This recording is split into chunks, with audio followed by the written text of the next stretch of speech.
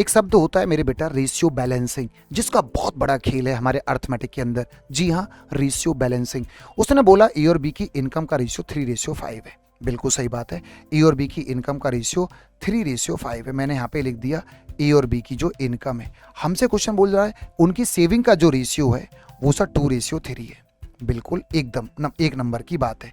लेकिन वो हमसे एक बात और बोल रहा है, बी की जो इनकम है, बी की जो इनकम है वो ए की सेविंग का 3 गुना है, ए की बचत का 3 गुना है। आई बोले तो इनकम, एस बोले तो सेविंग। बड़े ध्यान से सुनना, हमें इसको फोकस करना है। जब उसने ये बात बोल दी, ए बी की इनकम और ए की सेविंग, ये रेशियो 3:1 होना चाहिए। यहाँ पे तो 5 और 2 आ रहा है। तो मेरे बेटा इसका नियम क्या होता है, बैलेंसिंग करते हैं। देखो कैसे, सबसे पहले 2 की गुणा ऊपर कर लो।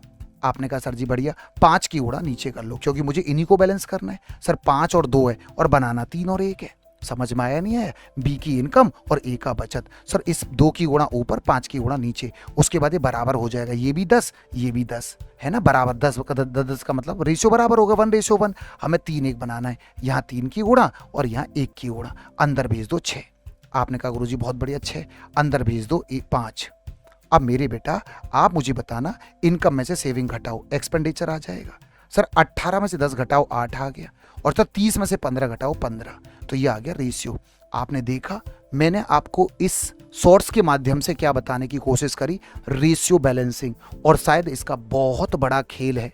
सबसे पहले बराबर करो, उसके बाद 3 1 से गुणा कर दो। समझ आया? धन्यवाद। यदि वीडियो अच्छी लगी हो तो आप हमारे इस चैनल को सब्सक्राइब जरूर करिएगा।